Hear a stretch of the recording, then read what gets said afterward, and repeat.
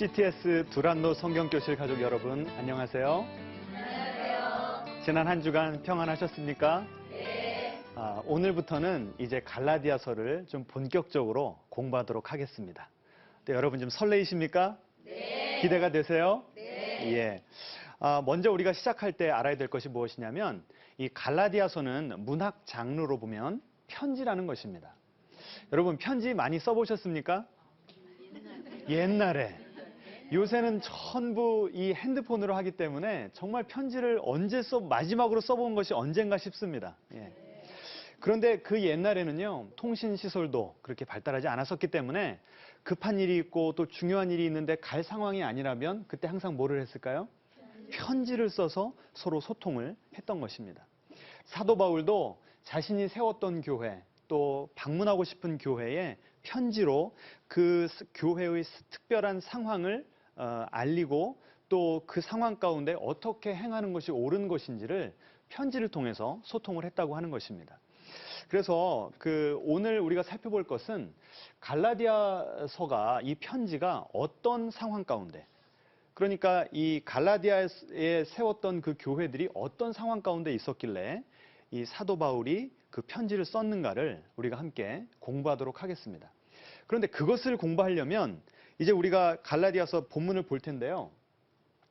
먼저 바울 서신의 일반적인 형식이 어땠는가를 보면 갈라디아서와 지금 일반 형식 가운데 차별화되는 것이 나올 것이고, 그 다른 점이 바로 갈라디아서를 쓰게 된 그 동기를 발견할 수 있는 단서가 될 수 있다는 것입니다. 자, 이게 무슨 뜻인지 제가 이제 설명을 하도록 하겠습니다. 보통 바울 서신을 보시면 서문에 이런 내용들이 나옵니다. 발신자, 그러니까 바울, 또 바울과 함께 있는 디모데는 이런 식으로 시작을 하죠. 그리고 수신자, 받는 사람이 누군지, 그래서 어떤 교회 아니면 어떤 한 개인에게 편지를 쓰는 것이죠. 그리고 인사 때는 항상 어떤 말이 나오냐면 은혜와 평강이라고 하는 단어가 나옵니다. 그리고 나서 본론으로 들어가기 전에 나오는 내용이 감사. 그리고요, 이제 본론으로 들어가면 하나님께서 우리를 위해서 행하신 일이 무엇인가 라고 하는 교리 파트가 나오고, 그 파트가 끝난 다음에는 그 하나님의 은혜에 반응하여서 이제 우리는 어떻게 살아갈 것인가 라고 하는 윤리 파트가 나옵니다. 그리고 마지막으로 결론에는 이제 누구누구에게 문안하라 라고 하고, 그 다음에 축도하는 내용이 나옵니다. 여러분 익숙하시죠? 그러면 이 기본 틀을 가지고 이제 갈라디아서의 그 서문을 한번 보자는 것입니다. 그러면 갈라디아서의 그 형식적인 특징이 두 가지가 나옵니다. 우리 갈라디아서 1장 1절을 한번 같이 봉독하시겠습니다. 사람들에게서 난 것도 아니요 사람으로 말미암은 것도 아니요 오직 예수 그리스도와 그를 죽은 자 가운데서 살리신 하나님 아버지로 말미암아 사도된 바울은. 이 한 절만 읽어서는 이 갈라디아서가 다른 그 바울 서신과 비교해서 무슨 특징이 있는가를 알기가 어렵습니다.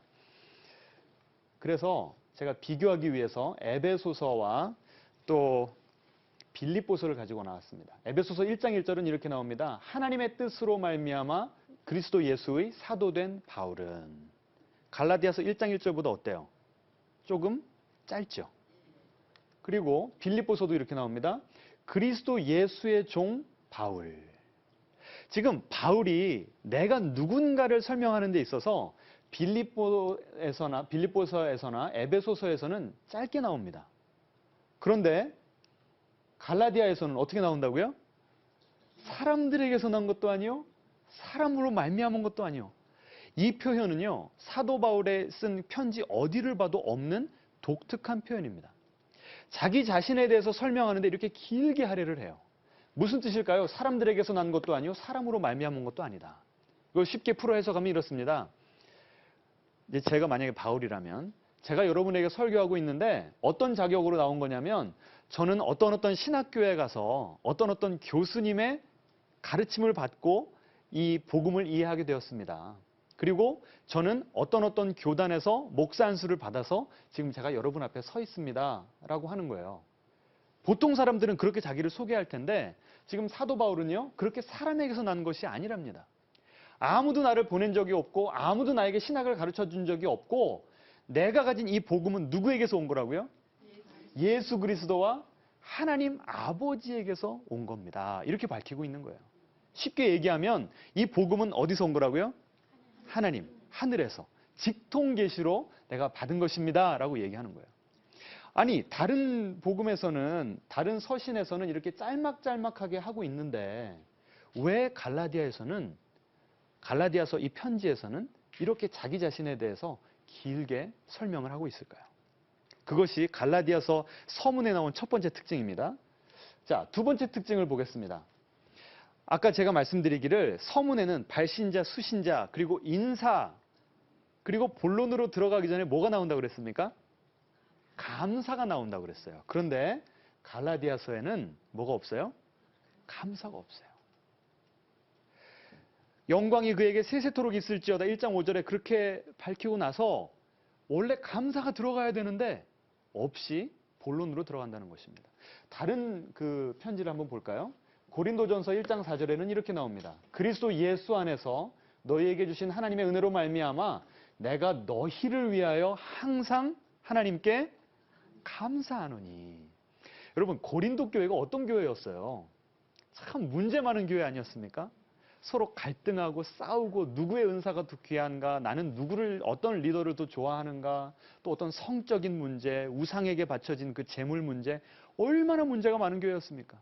그 골치 아픈 교회에다가 편지를 쓰는데도 누구 때문에 감사하다고요? 너희를 위하여 하나님께 감사. 예. 그러니까 그 교회를 있게 하시고 인도하시는 하나님께 감사하대요.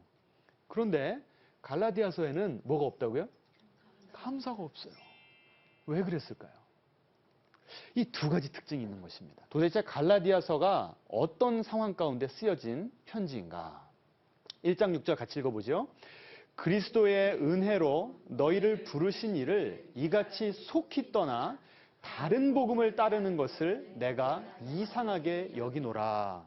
자, 복음의 특징을 제가 지난주에 설명을 드렸는데 그 복음이 아니라, 사도 바울이 전한 복음이 아니라 어떤 복음을 따르고 있대요? 다른 복음이랍니다. 그리고 그것을 이상하게 여기노라. 영어로 보시면 astonished. 내가 너무나 충격적이고 놀랍다. 어떻게 당신들이 그럴 수가 있습니까? 거의 따지듯이 책망하듯이 지금 그런 어조로 편지를 써내려가고 있는 것입니다. 왜 감사할 수 없는가? 다른 복음을 따르고 있기 때문에. 그러면 그 다른 복음은 누구에게서 왔는가? 같이 읽어보죠. 다른 복음은 없나니 다만 어떤 사람들이 너희를 교란하여 그리스도의 복음을 변하게 하려 함이라. 하나님께서 나에게 직통계시로 준 그 복음 이외의 다른 복음을 지금 어떤 사람들이, 그 갈라디아서 다른 곳에 보시면요, 거짓 형제들이라고 표현하는데 그 사람들이 와서요 완전히 다른 복음을 전하게 되었다는 것입니다. 그리고 그 사람들의 전략이 무엇이었냐면 너희를 교란하여, 이 교란하다라고 하는 것은 마음을 뒤흔들다, 혼란에 빠지게 하다라는 거예요. 처음에 사도 바울의 복음을 들었을 때는 기쁘고 좋았는데 이제 다른 복음을 또 들으니까 뭐가 맞는 거지 헷갈리다가 어느새 모르게 그 거짓 형제들이 전한 복음으로 넘어가 버린 것입니다. 그러다 보니까 사도 바울과 이 교인들 사이의 거리까지도 멀어지게 된 거예요. 이 거짓 형제들이 어떤 전략을 취했냐면 먼저 사도 바울의 그 사도직 자체에 문제를 삼은 것입니다. 사도 바울은요 제대로 된 사도가 아니라는 거예요. 그래서 이 사도 바울이 제대로 된 사도가 아니면 그가 사도의 권위를 가지고 전했던 그 복음의 말씀마저도 정통성이 없게 되는 것이죠. 그것이 바로 거짓 형제들의 전략이었다고 하는 것입니다. 교회 안에 들어와서 목사와 성도들을 그 사이를 이간질시키고 목사가 전했던 것과 다른 메시지를 전해서 그 사람들을 끌고 들어오는, 그래서 많이 들어본 이야기 같지 않습니까? 그래서 이 갈라디아서에 나왔던 그 상황은요 2000년 전에만 국한된 상황이 아니라 지금 한국 교회에도 일어나고 있는 그런 상황이라는 것입니다. 자, 그러면 이제 사도 바울이 어떻게 이 거짓 형제들에 대해서 대처를 해나가는가? 크게 두 가지입니다. 첫 번째는 그 사람들이 문제 삼았던 것이 사도 바울의 사도직이었기 때문에 나는 정통 사도입니다라고 스스로를 변호하고요. 두 번째는 내가 정통 사도기 때문에 내가 전하는 복음도 무슨 복음이라는 거예요? 진짜 복음이라는 것입니다. 그 사람들이 전하는 거짓 복음은 참 복음이 아니라는 거예요. 자, 이것이 오늘 강의의 전체적인 아웃라인이 되겠습니다. 자, 그러면 사도 바울이 자신의 사도됨을 정식 사도라고 하는 것을 이제 어떻게 밝히는지를 좀 살펴보겠습니다. 여러분, 사도라고 하는 것이 무슨 뜻입니까? 사도는 보냄을 받은 자라고 하는 뜻입니다. 그러면 사도 바울이 나는 사도입니다라고 하면 누가 보내신 겁니까? 하나님이. 자, 그러면 이 사도라고 하는 것은 하나님께서 보내셨다면 보낼 때 무엇을 주셨겠습니까? 사명 주시고 전할 말씀도 주시고 그 사명을 감당할 수 있는 능력도 주셨겠죠. 그 조건이요, 몇 가지가 있습니다. 자, 첫 번째는요, 누가복음 6장 13절에 나온 것처럼 예수님께서 제자들 가운데서도 특별히 12를 택하사 뭐라고 칭하셨다고요? 사도라고 칭하셨다. 제자들 중에도 예수님께서 직접 뽑으셔서 너는 사도야 라고 한 그런 사람들이 정통 사도라는 겁니다. 사도의 기준 첫 번째입니다. 두 번째 기준은 무엇인가?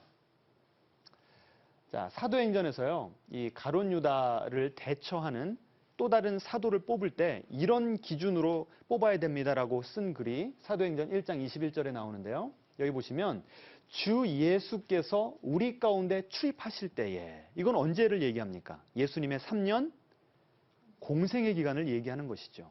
그러니까 예수님 3년 동안 같이 다니면서 예수님과 먹고 자고 예수님의 가르침을 듣고 예수님의 기적을 본 사람들, 그리고 예수님의 십자가와 예수님의 부활을 직접 목격한 증인들, 그 사람들이 바로 사도가 될 자격이 있다는 것입니다.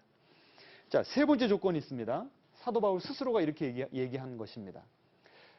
사도의 표, 진정한 사도는 누구냐? 여기 보시면 기사와 능력을 행한 것이라. 하나님께서 그들과 함께 하심을 기사와 이적을 통해서 증명해 내셨다는 것입니다. 자, 그러면 이 세 가지 기준으로 봤을 때 여러분, 사도 바울은 정통 사도입니까? 아닙니까? 하나씩 따져보죠. 자, 첫 번째 조건이 무엇이었다고요? 예수님께서 직접 뽑으셨다는 거예요. 사도 바울 그랬습니까? 안 그랬습니까? 사도 바울이 다메섹으로 가고 있을 때 갑자기 환한 빛이 비치면서 누가 나타나셨습니까? 예수님이 나타나셨죠. 어찌하여 나를 핍박하느냐. 그러면서 어떤 사명을 주셨습니까? 자, 여기 보시면 아나니아라고 하는 사람을 통해서 이 사도 바울에게 어떤 사명을 주셨는지가 나옵니다. 같이 한번 읽어볼까요? 이 사람은 내 이름을 이방인과 임금들과 이스라엘 자손들에게 전하기 위하여 택한 나의 그릇이다. 내가 택했기 때문에 이제 누구에게 보낼까요? 이방인과 임금들과 이스라엘 자손들에게. 아까 사도의 뜻이 무엇이라고요? 보냄을 받은 자. 그러면 예수님으로부터 직접 보냄을 받았으니까 사도 바울은 사도일까요? 아닐까요? 그런 의미에서는 사도죠. 두 번째 조건이 무엇이 있었습니까? 예수님의 공생애를 같이 목격하고 예수님의 십자가와 부활 사건을 목격한 사람이 그 예수님의 사도가 될 수 있다. 자, 이 조건을 보면 어떻습니까? 여기가 좀 어렵습니다. 부활하신 주님이 다메섹 도상에서 직접 사도 바울을 만나 주셨습니다. 그런데 그때 주님은 영으로 만나 주신 것이지 육체가 부활하신 상태로 우리가 지금 이렇게 서로 보는 것처럼 그렇게 사람과 사람이 만나는 그런 만남은 아니었다는 것입니다. 그래서 이 사도 바울을 대적했던 사람들이 그 점을 걸고 넘어진 것입니다. 사도 바울은 3년 동안 공생애를 예수님의 공생애 때 같이 따라다닌 적도 없고 예수님의 십자가와 부활도 본 적이 없기 때문에 저 사람은 정통 사도가 아니라는 것입니다. 그런데요, 사도 바울의 입장에서는 또 그것을 어떻게 변호를 했냐면, 다메섹 도상에서 하나님을 만났을 때 그것이 온전한 자신의 주관적인 영적 체험이었습니까? 아니면 다른 이들도 저 사람이 누구를 하나님을 만났네? 라고 하는 것을 알 수 있었습니까? 알 수 있었습니다. 왜냐하면 그 사도행전 9장에 보시면 그 같이 동행하던 사람들이 소리를 들었다고 그랬습니다. 누구의 소리였을까요? 예수님의 음성 아니었겠습니까? 자, 그리고 이 사명을 아나니아라고 하는 사람을 통해서 예수님께서 전해주신 것입니다. 그러면 이 사도 바울이 이방인에게 복음을 전하라고 하는 사명으로 이 보내심을 받았다고 하는 것을 사도 바울과 예수님 사이에서만 알았던 일입니까? 아니면 아나니아도 알았던 것입니까? 거기에 객관성이 있다는 것이죠. 적어도 증인이 한 명은 있다는 거예요. 그러니까 그것으로 사도 바울은 자기 스스로를 변호하지 않았을까? 그런 생각을 해봤습니다. 자, 세 번째 기준이 무엇이었죠? 기사와 이적이었습니다. 사도 바울이 기사와 이적을 행한 적이 있어요, 없어요? 있죠. 죽은 사람을 살려내고, 병을 고쳐내고, 마귀를 쫓아내는 그런 그 예수님께서 공생애 때 하셨던 그 사역을 예수님의 영이 충만했기 때문에 사도 바울은 능히 감당할 수가 있었던 것입니다. 자, 이렇게 보면 공생애 때 예수님의 그 공생애 3년 기간 동안 함께 하지 않았다는 것을 빼면 다른 것들은 어느 정도 좀 조건이 충족되지 않습니까? 그럼에도 불구하고 그 예수님께서 오병이어의 기적을 일으키셨던 그 현장에 없었고, 그렇죠? 그런 놀라운 기적과 이사의 그 현장에 없었다는 것이 이 사도 바울을 공격하는 사람들에게는 큰 책이 잡힐 만한 꺼리가 됐다는 것입니다. 그런데 여러분, 사도 바울의 입장에서 한번 생각해 보세요. 여러분, 1장 1절에서 이렇게 사람에게서 난 것도 아니요, 사람으로부터 난 것도 아니요. 스스로를 변호해야 될 때 감정이 어땠을까요? 좀 속상하고 좀 억울하지 않았겠습니까? 하지만 동시에 저는 1장 1절을 읽으면서 이 사도 바울의 확신을 느꼈습니다. 나는 사람에게서 부름받고 파송되어서 온 것이 아니라 누가 나를 보내셨다고요? 하나님이, 예수님이 나를 보내셨다는 것입니다. 거기에 보면 확신이 있습니다. 그런데 이제 잘못 이것을 이해하면 나는 직통받아 계시를 받았기 때문에 당신들은 내 말을 무조건 들어야 됩니다. 어떻게 보면 이 확신에서 잘못 이해하면 교만까지 갈 수도 있는 것입니다. 그런데 사도 바울의 쓴 편지들을 잘 읽어보면요, 이 사도 바울은 자신의 사도직에 대해서 이중적인 그 감정을 가지고 있는 것을 보게 됩니다. 먼저는 하나님께서 나를 부르셨다는 확신이에요. 그런데 이 고린도전서 15장을 보시면 스스로를 이렇게 말합니다. 나는 사도 중에 어떤 사람이라고요? 가장 작은 자라. 나는 하나님의 교회를 박해하였으므로 사도라 칭함받기를 감당하지 못할 자니라. 예수님과 동행하지 않은 것 자체도 나에게는 큰 약점인데 그거보다 더 큰 약점이 있었다는 거예요. 무엇이었습니까? 사도 바울은 예수님 믿는 사람들을 핍박하고 죽이던 사람이었다는 거예요. 그래서 나의 과거를 보니까 나는 사도가 될 자격이 있는 사람이에요, 없는 사람이에요? 없는 사람이라는 거죠. 그래서 스스로를 뭐라고 고백합니까? 사도 중에 가장 작은 자라. 나 스스로만 보면 나는 사도가 될 자격이 있어요, 없어요? 없어요. 그런데 하나님이 나를 사도로 세워주셨다는 겁니다. 그러면 그렇게 고백하는 사도 바울의 그 심정은 어떨까요? 겸손함 아닐까요? 그래서 우리는 이 사도 바울이 자신의 사도직을 대하는 그 두 가지, 확신과 겸손함을 동시에 보게 되는 것입니다. 참 신기하지 않습니까? 나는 자격이 없습니다. 그러면 확신이 있어야 돼요, 없어야 돼요? 없어야 되죠. 내가 확신에 차 있어요. 그럼 별로 겸손할 필요가 있어요, 없어요?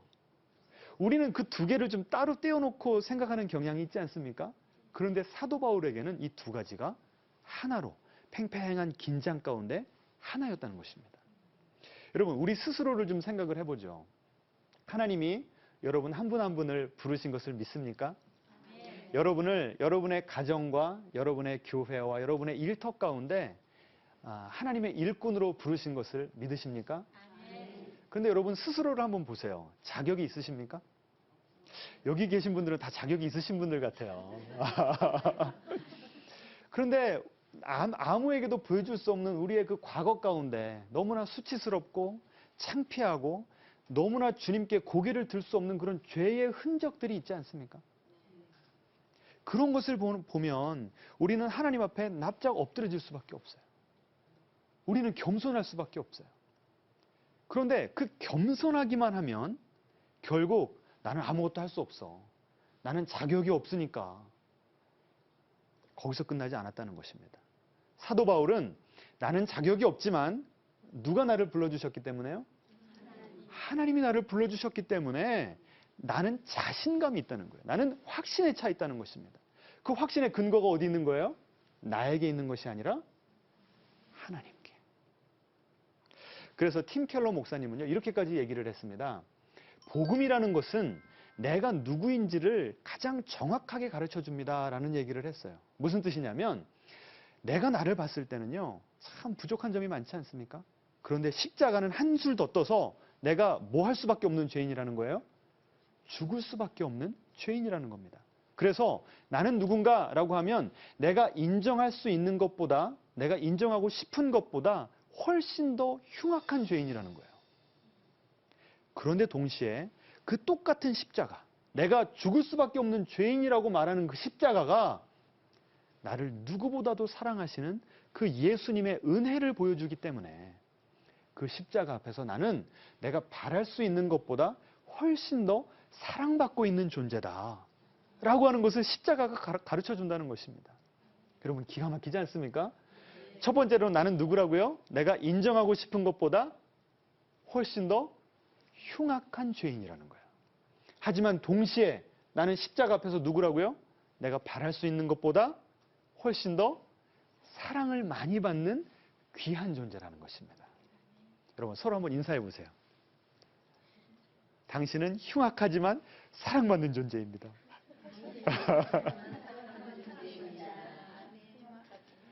예, 이런 관점에서 사도 바울이 자신의 사도직을 이해했다는 것입니다. 그렇기 때문에 다른 사람들이 뭐라고 얘기를 하고 인신공격을 하고 자격이 없다고 해도 자신이 있어요. 겸손하지만 자신이 있어요. 나는 자격이 없어도 주님이 나를 부르셨기 때문에. 그래서 그 확신 가운데 사도 바울은 갈라디아서를 써내려갔던 것입니다.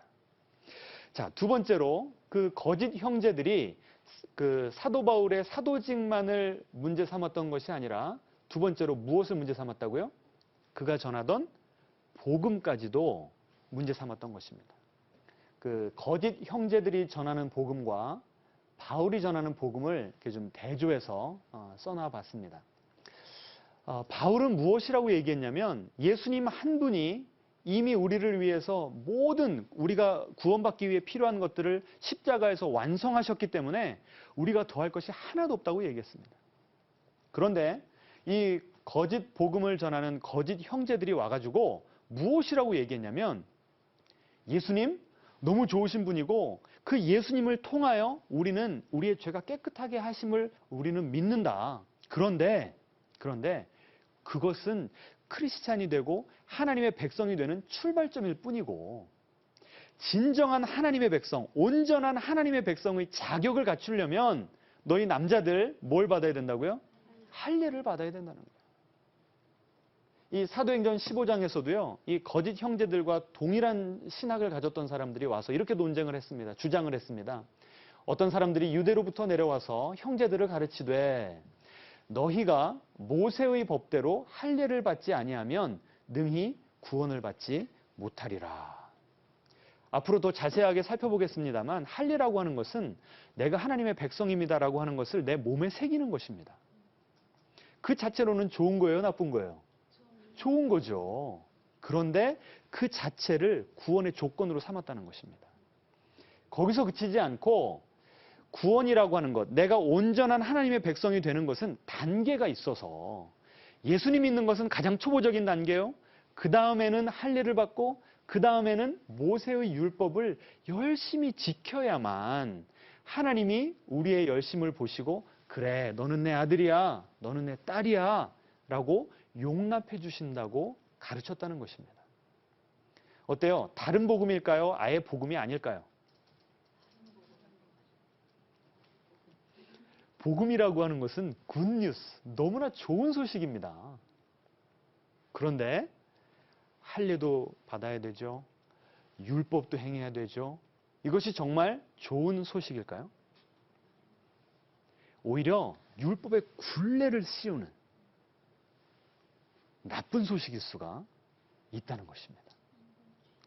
자, 그러면 왜 거짓 복음이 복음이 아닌가를 우리가 지난 시간과 연결해서 좀 생각을 해봤으면 좋겠습니다.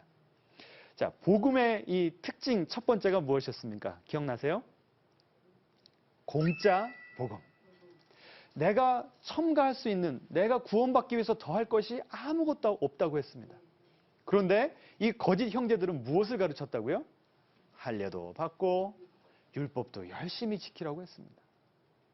복음의 그 공짜성 자체를 허물어뜨리려고 하는 것입니다. 그렇기 때문에 복음의 적이 될 수밖에 없는 것이죠. 두 번째 특징이 무엇이었습니까? 타력 구원. 너무나 쉬운 구원이에요. 예수님께서 이미 이루어 주셨기 때문에 나는 아멘하고 받아들이기만 하면 되는 거예요. 그런데 거짓 교사들은, 이 거짓 형제들은 이런 것을 해야 돼라고 율법의 짐을 잔뜩 지웠다는 것입니다. 세 번째로 배타성. 예수님만 믿으면 구원이 있는데, 그리고 예수님만을 믿어야 구원이 있는데, 지금 이 거짓 형제들은 복음에다가 율법을 첨가해버렸다는 것입니다. 그렇기 때문에 이 사도 바울은요, 지금 너무나 마음이 다급해진 거예요. 아니, 어떻게 예수님만 믿으면 구원을 받을 수 있다고 하는 이 기쁜 소식을 버리고 지금 내가 그렇게 사랑하고 섬기고 양육했던 이 갈라디아 교회의 교인들이 그 복음을 속히 떠날 수가 있는가? 사도 바울이요, 너무나 지금 화가 난 겁니다. 충격도 되고 실망도 되고 어떻게 저럴 수가 있는가 서운하기도 하고, 그래서 뭘 못하겠는 거예요? 감사를 못하겠는 거예요. 이제 좀 이해가 되십니까? 예. 자, 그러면 사도 바울이 말하는 복음은 과연 무엇일까요? 우리가 지난주에 살펴본 것을 이제 좀 더 우리의 삶에 구체적으로 좀 적용을 해봤으면 좋겠습니다.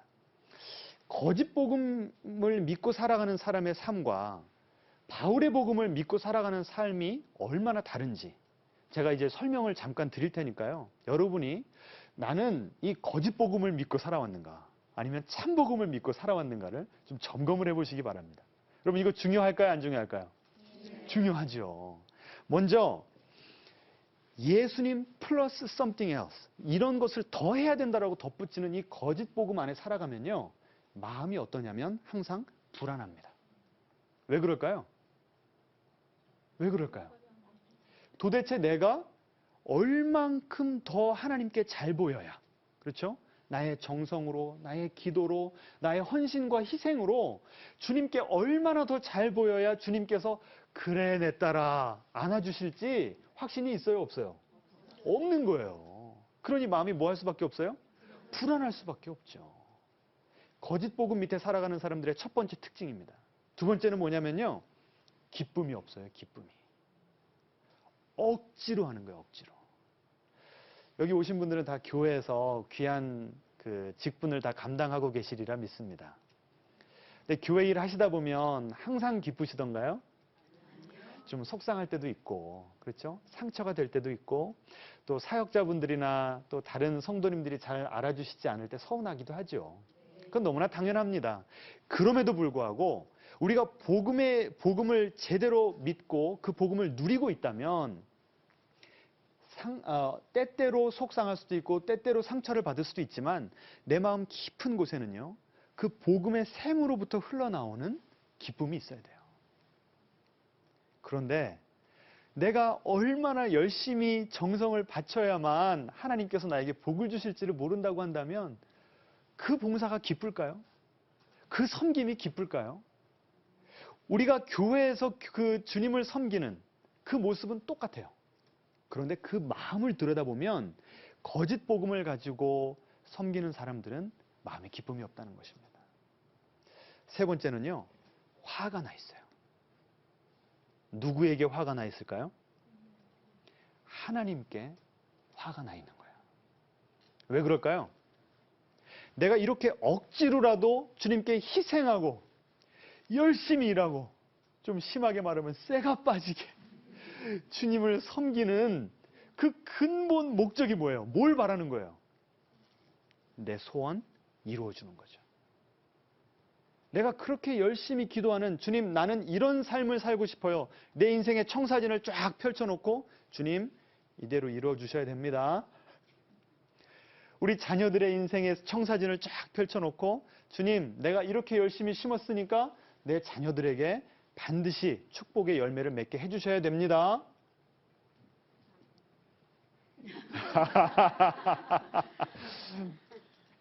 우리는 그런 마음을 가지고 있기 때문에 때때로 우리에게 원하지 않는 일, 우리가 생각하기에 나는 저런 그 힘든 고난을 받을 만한 일을 한 적이 없는데 라고 했는데 그런 일들이 우리에게 뻥뻥 터지기를 시작하면요. 누구에게 서운할까요? 하나님께 서운한 거예요.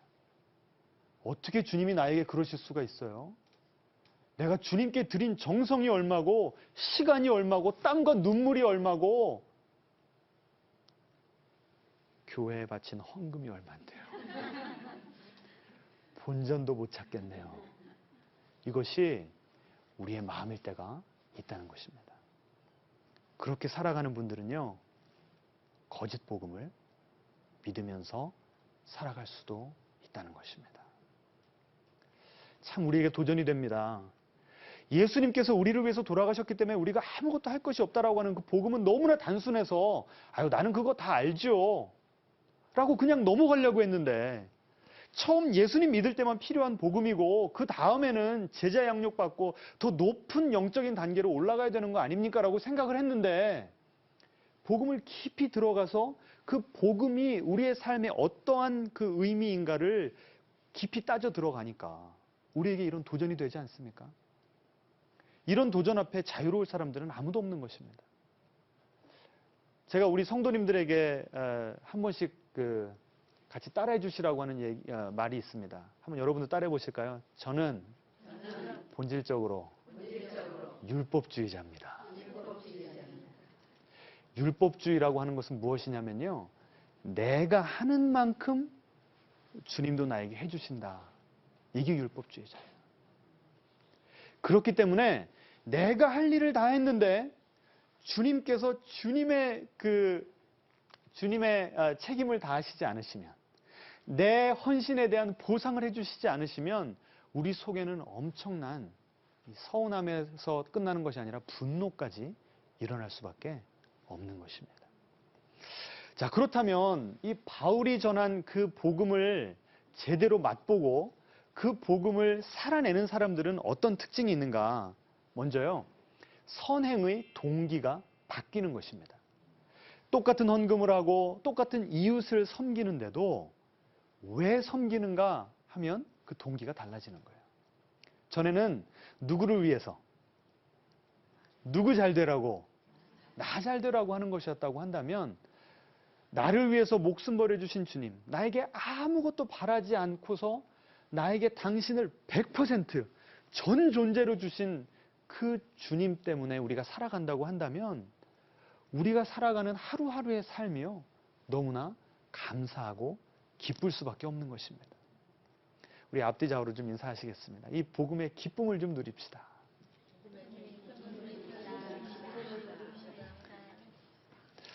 요새 우리를 힘들게 하는 일들이 얼마나 많이 있습니까? 그렇죠? 그럼에도 불구하고 우리는 그 복음, 그 예수님의 십자가만 붙잡으면 우리 속에서 그 복음으로 인해서 기쁨의 샘이 넘쳐날 줄 믿으시기 바랍니다. 두 번째로요, 우리의 회개 생활에도 변화가 일어납니다. 전에는요, 우리가 왜 회개를 했냐면 두려워서 회개했습니다.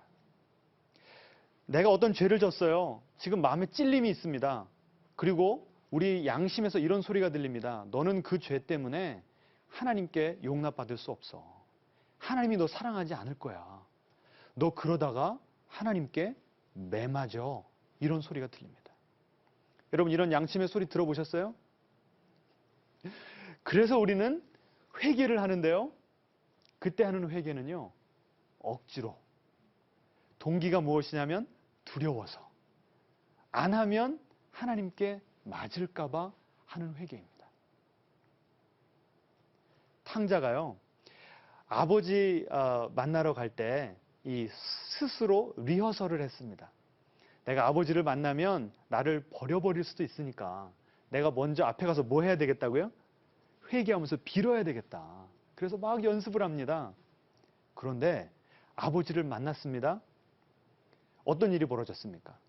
내가 리허설한 것을 풀어놓을 기회가 있었어요? 없었어요? 없었어요. 내가 회개의 말을 한마디도 하기 전에 그 아버지가 어떻게 해버렸습니까?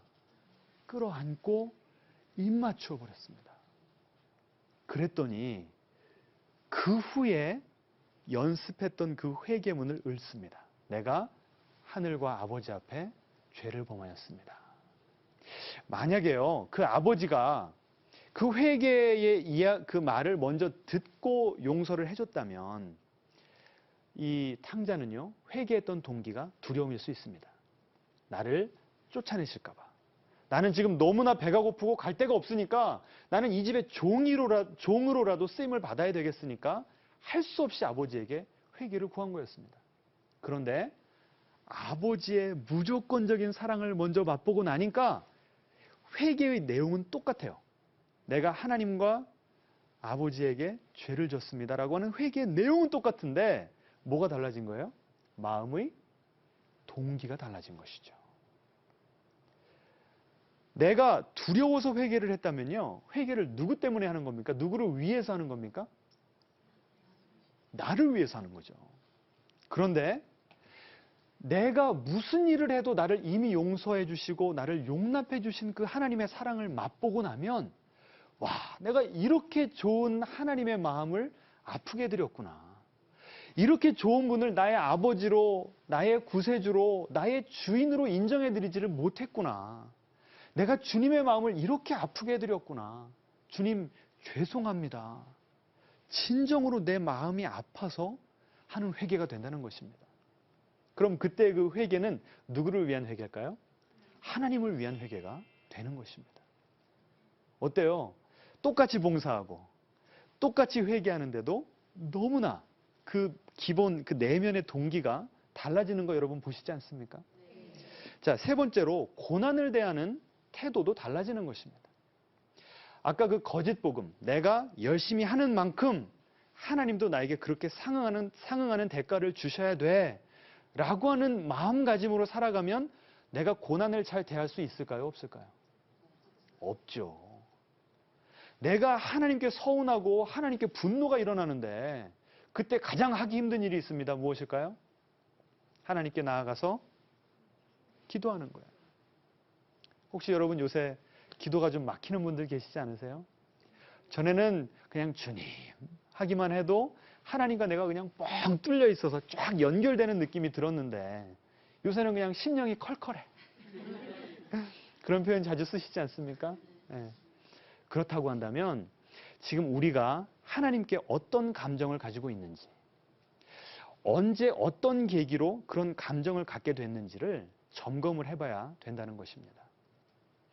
십자가에서 당신을 그냥 100% 주신 우리 주님은, 그 주님을 우리가 붙잡는다면요, 적어도 우리는 한 가지 사실은 확실히 알 수 있습니다. 지금 우리에게 다가오는 이 고난, 지금 우리가 당하고 있는 이 고난은 우리의 죄값 때문은 아니라는 것입니다. 믿으십니까? 그 죄값을, 죄에 대한 형벌을 누가 대신 당하셨습니까? 예수님께서 당하셨죠. 그런데 우리의 죄값 때문에 우리에게 고난을 허락하신다면 하나님은 우리의 죄값을 몇 번 물어보시는 거예요?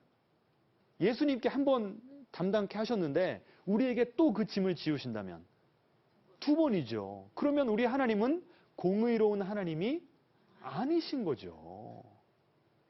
그렇기 때문에 어려운 일이 생기고 힘든 일이 생길 때요, 우리 한국 사람들은 우리 깊은 이 5,000년 역사 가운데 우리의 심리 가운데 들어있는 것이, 어려운 일만 생기면 무슨 생각이에요?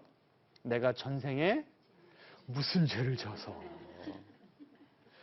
크리스찬이 된 후에도 우리 마음 깊숙한 곳에 그 감정은 바뀌질 않는다는 거예요. 그럴 때 우리가 우리 마음 가운데 스스로 이 복음을 설교해야 되는 것입니다. 아멘. 예수님께서 이미 죄의 값을 담당하시고 죄의 저주를 담당하셨기 때문에 지금 우리에게 오는 어려움은 왜라고 하는 것은 잘 모르겠어요. 하나님도 때때로 왜라고 하는 것에 답을 하시지는 않으세요. 그렇지만 한 가지는 확실하다고요. 뭐 때문은 아니라고요? 우리의 죄값 때문은 아니라는 것입니다. 그리고 우리를 그렇게 사랑하시는 예수님께서 십자가에서 우리 대신 버림을 당하셨잖아요. 그것보다 이 세상에서 더 고통스러운 것이 있을까요? 하나님께로부터 뿌리가 잘려지는, 우리를 하나님께 접붙이게 하기 위해서 대신 잘려주시고 거절당하신 그 예수님이 우리가 고난당할 때 우리의 옆에서 함께 아파해 주신다는 것입니다. 우리와 함께 눈물을 흘려주신다는 것입니다.